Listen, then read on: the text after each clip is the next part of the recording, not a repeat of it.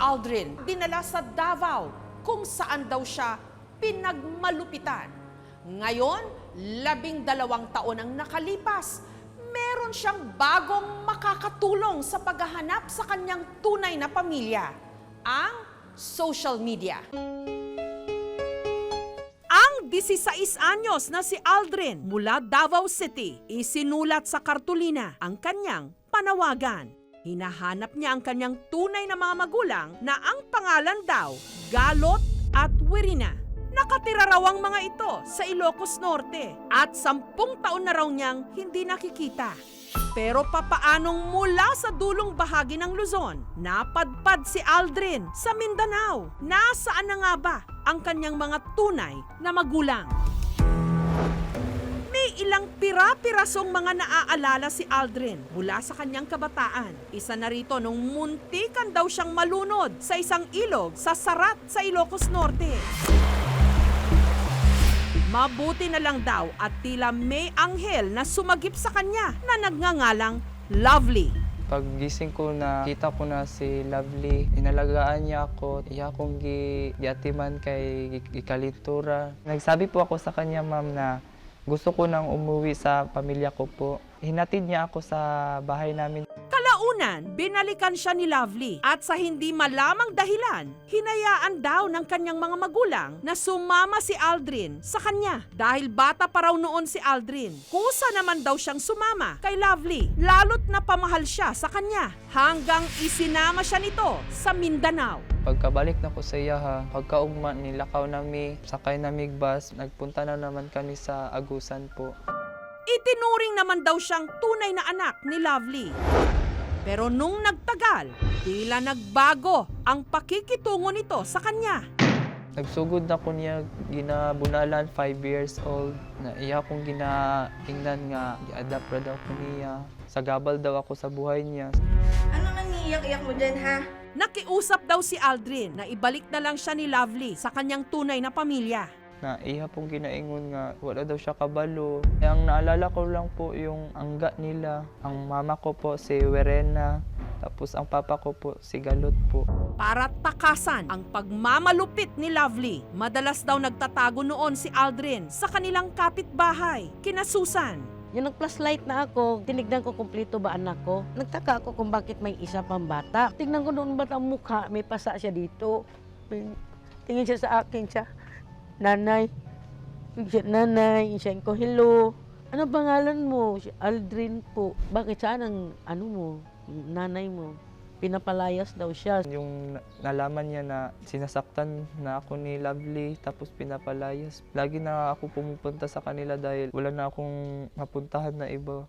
Pero dahil hirap din sa buhay si Susan, inireport niya ang diumano pangmamaltrato ni Lovely kay Aldrin sa City Social Services and Development Office sa Davao City. Hindi ko kaano-ano, naaawa lang ako sa sitwasyon ng bata. Ako mismo alam ko kung paano magmahal ng anak.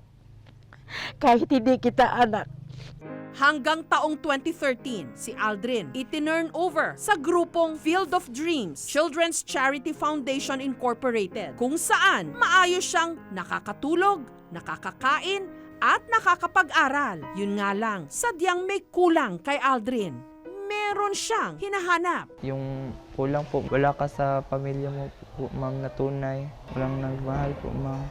Nito lang December 30, dumalaw si Aldrin kina Susan. Naisipan ng anak ni Susan na si Dizelo na i-post sa social media ang litrato ni Aldrin. Hawak-hawak ang kartulina kung saan nakasulat ang pangalan ng pinaniniwalaang mga magulang ni Aldrin na sina Galot at Wirina na taga Ilocos Norte nga raw. Kawawa kasi yung bata sa mga pinagdaanan niya. Gusto ko maging masaya yung bata. Hanggang may nakipag-video call kay Aldrin. Kilala raw nito ang kanyang tunay na ama. Sinabihan niya po ako ni Agustin Tamayo na si Richie yung pangalan daw ng papa ko. Nandun daw ang tatay ko, nagta-tricycle driver. Baka siya na talaga ang papa ko. Bumiyahe ang aming team ng 10 oras patungong Sarat sa Ilocos Norte, kung saan nakaharap nila si Richie. Pero hindi siya ang tunay na ama ni Aldrin, kundi amain lang daw. nagkaano kami si Lovelyn. 4 na taon na yan yung batang yan. Hanggang ipinagtanong-tanong na ng aming team kung sino ba ang tunay na magulang ni Aldrin, kung kaninong mga pangalan ang isinulat pa niya sa kartulina. Hanggang narating ng aming team ang barangay hall na ito. Baka lang may nakatira na ito ang pangalan. Galot, tsaka Werina raw po. Mag-asawa raw po ito. Meron po, sir. Meron, sir. Kung Magkasama talaga, sir. Sila na nga kaya ang mga tunay na magulang ni Aldrin. Ay, ma'am, tatanong ko lang kung may nakatira po ba dito na ang pangalan daw ay Galot at Werina po. Dito po, sir. Ikaw po si Galot. Galot. Kayo po si? Rowena, sir. Kayo po ba tong hinahanap ng batang to po? Oo, sir. Ito kaming dalawa, sir, oh. Malambing yung bata, magalang. Mahal na mahal namin yun. Kahit yung mga ipag ko, yung mga pamangkin namin, mahal nila yung bata. Matagal na namin din na sir, nakita. Gustong gusto na talaga namin makita. Sana kapiling na namin siya ngayon. Dahil natagpuan na sina Galot at Werina mula Davao, isinama naman namin si Aldrin pa Maynila para pagtagpuin na sila ng pinaniniwalaan niyang ama't ina.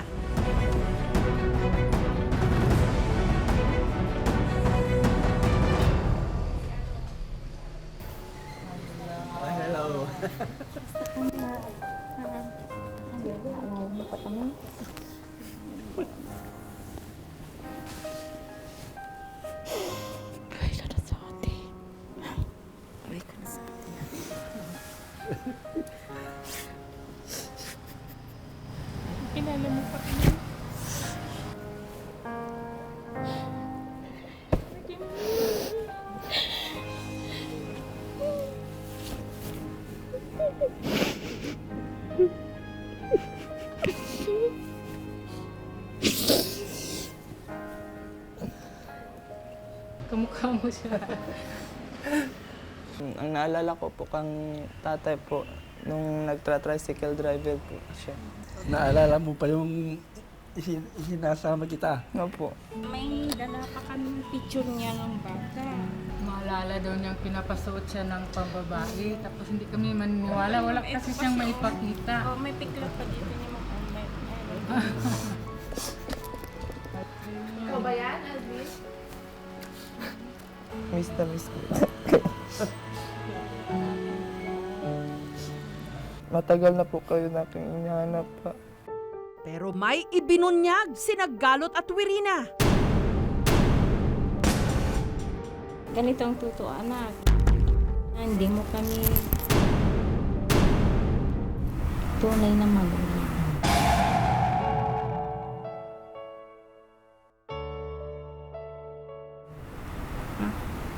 Inalagaan ka lang namin noon, nung bata ka. Iniwan ka ni Lovely sa amin nung anak dahil nagtitinda siya ng empanada. Napapabayaan ka noon. Papabayaan ka noon si Lovely. 1 taon nga lang daw nanatili si Aldrin sa kanila. Kung gusto mo, ampunin mo na. Sinabi pa sa akin ng gano'n. O sige, sabi ko sa kanya. Wala talaga akong anak, sir. Pero siya ang may anak. 3. Kaya gusto ko rin magkaroon ng bata. Bata pa siya noon eh. Hanggang dumating ang 2008 nang walang kung ano-ano, biglang binawi ni Lovely si Aldrin at isinama na nga ito sa Davao. Inalagaan ko talaga yung bata. Kaya nung kinuha na ni Lovely, munting nga ako nabaliw. Kasi napamahal na sa akin yung bata. Eh, wala akong nagawa. Sabi pa sa akin, idemanda ako kung ayaw ko ibigay yung bata. Gusto ko talagang sumama din sa kanila.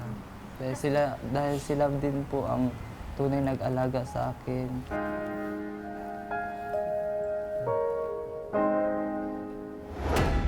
Kaya ang tanong pa rin, sino ang mga tunay na magulang ni Aldrin? Ang may hawak lang ng susi sa tanong na yan, walang iba kundi si Lovely.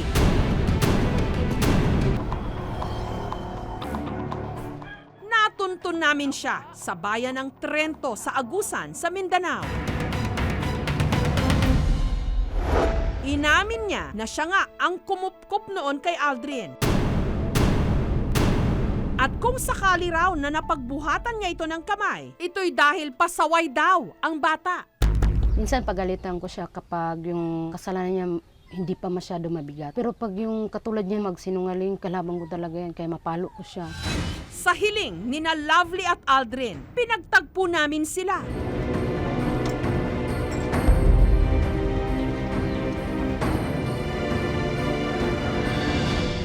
Opo.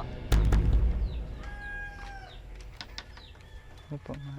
Aldrin. Wala pa, ma.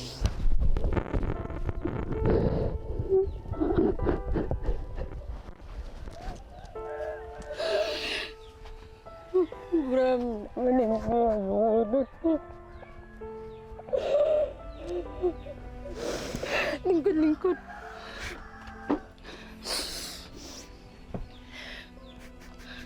Kamusta, anak? Kira mo. Masakit po kasi siya lang yung naging buhay ko. Bawat araw ko nung wala siya, walang kabuluhan ng buhay ko, hindi ko alam kung paano mag-umpisa. Kahit magkalayo tayo, ma, mahal pa rin kita, ma.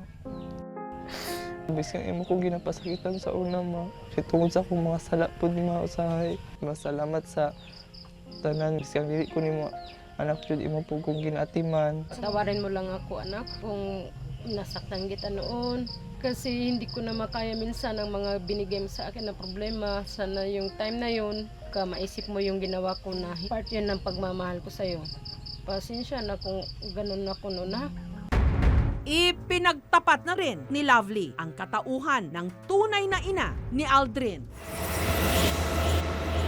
Dati niya raw katrabaho sa isang soft drinks company sa Bulacan. Ang dala niyang apelyido sa trabaho namin, Jennifer Villalos. Cebuana siya. May asawa po si Ate Jennifer. Tapos yung lalaki na nakabuntis sa kanya may asawa din po. Albert lang po yung narinig ko.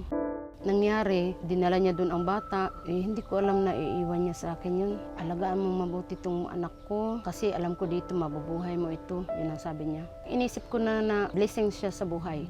Salamat dahil sinabi mo po ang totoo, ma, na nasa ng mga magulang ko po.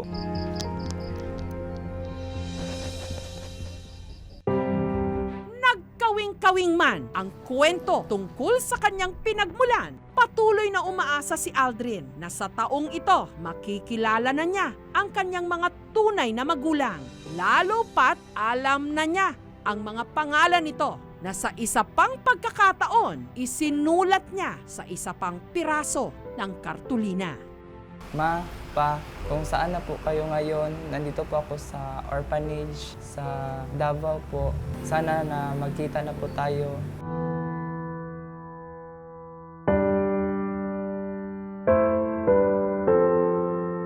Para sa reaksyon sa istoryang ito, tweet na gamit ang hashtag KMJS15. Thank you so much mga kapuso. Kung nagustuhan niyo po ang videong ito, subscribe na sa GMA Public Affairs YouTube channel.